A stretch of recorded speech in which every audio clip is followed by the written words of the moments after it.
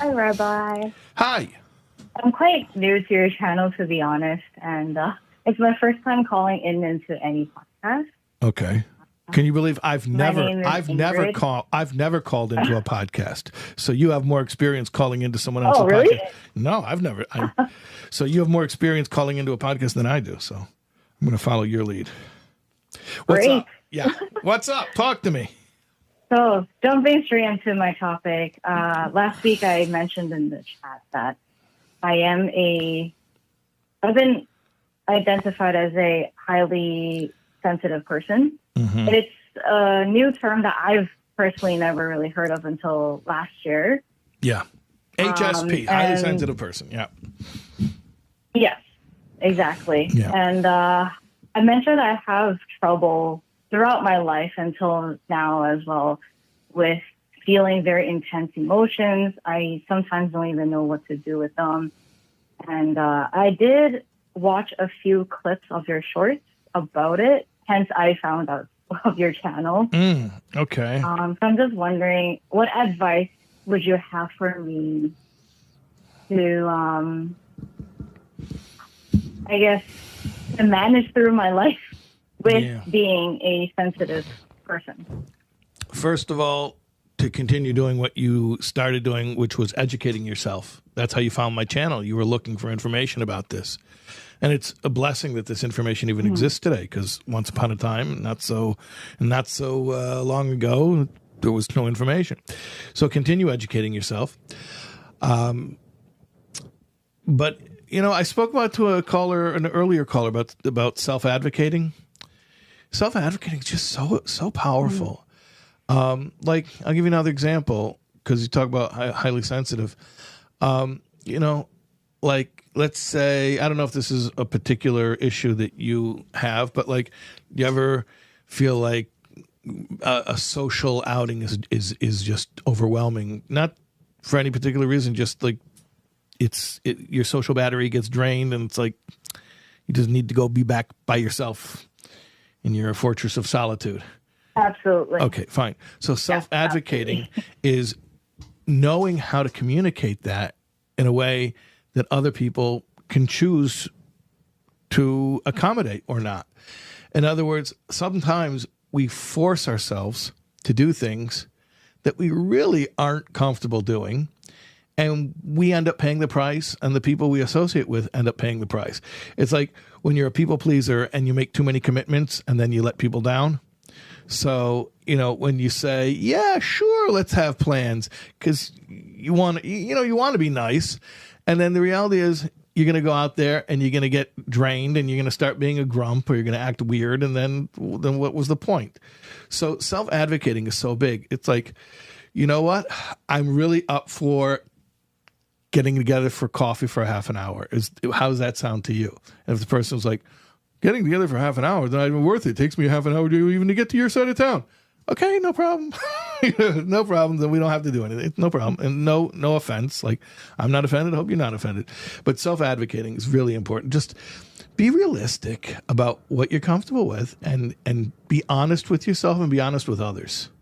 That's a huge thing. That's a huge thing. Right. And I've been trying to implement that more throughout bits and pieces of my life. And I suppose this is the latter half of my question, because I'm also trying to explain my more sensitive side to my mom and my husband, for instance, because they're the two closest people in my family to me.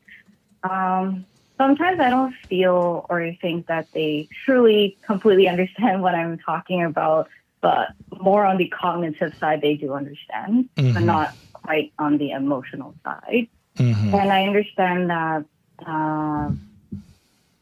I force them or change them or whatnot, but I hope that they can understand a bit more, feel a bit more sometimes of how I feel. And I do try to verbalize it as much as I can, give them a fuller picture.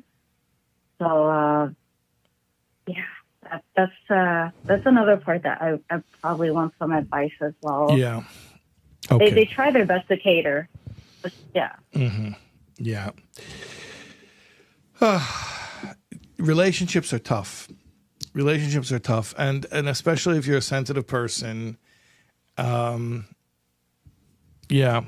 we had a caller earlier who I was mentioning that concept of a neurodiverse marriage where she's neurodivergent, her husband is neurotypical, and thank God it sounded like they were happily married. But relationships are tough for everyone, but especially when the two people are going two different speeds and on two different wavelengths and have two different ways of processing reality and two different levels of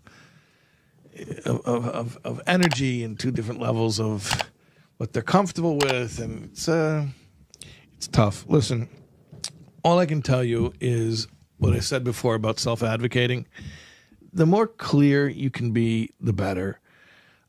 Clear doesn't mean obnoxious. It doesn't mean like you're bossing people around. It doesn't mean like you're telling, well, this is the way that I need it. It just means being honest. Now, until you know what your needs are, you can't even be honest. So, like I mentioned to you, continue educating yourself, because the more you understand yourself, the more you know what your needs are. And then step 2 is now be honest about it. And I really think if you just continue to understand yourself and communicate your needs honestly, that you will reach an understanding with the people who are close to you in your life. And this is all very new to you. Like you're telling me, you really just, this is like the past year that this is all happening.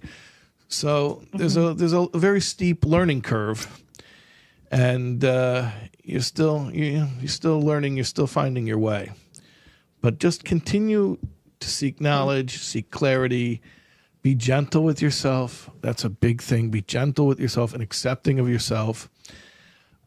Push yourself to grow, but don't break yourself. Never berate or shame yourself.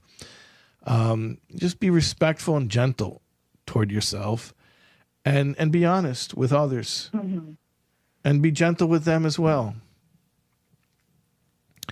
Yeah, I think those are helpful. I love how that is absolutely really helpful, and I love how you put where the analogy of two different people going at different speeds. Yeah, my husband actually recently got diagnosed with ADHD. So it explains a little more sometimes when he's not quite focused. He's not neurotypical. Being present. So you're both weirdos, but you're two different kinds of weirdos. Yeah. Hashem has such a sense of humor. Exactly. Okay, it's going to be great. You're going to figure each other out, and you're going to figure out how to communicate your needs. There's going to be an understanding, and it's all going to be great. It's going to be great. Don't worry. Fear not. Thank you so much, Rabbi. My pleasure. Really, my pleasure and my honor. Okay. I have other calls coming in. One second. Yeah, hi. Are you calling in right now? Okay, try again on that number that I gave you. Oh, actually, wait. Can you call me back in like 50? No. 1 second. No, on that other number. That 516 number.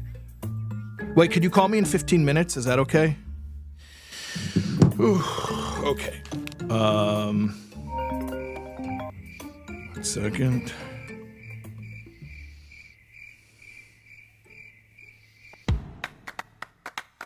Michael, welcome. Michael's on the show. Rabbi, how are you? Baruch Hashem. Thank God. How are you doing? I'm doing very well. Glad to hear it. Hi, Melissa. Welcome. Hello. Hi there. Hi, thanks for having me on tonight. It's our pleasure. Welcome to the show. Thank you, Rabbi. Great to be here. Hey there. How are you doing? Doing well. Long-time listener, first-time caller. Thanks for taking me. Hello. Hey there. You're on the air. We'd like to extend a special thank you to Mendel Simon and 9x9 Tech for powering this call-in show and making it possible for us to connect with our amazing audience. 9x9 Tech offers a one-stop service for all your communication needs, along with personalized tech solutions catered specifically towards your business. Visit 9x9tech.com today. That's 9x9tech.com. Thank you, Mendel and the team, for your incredible support.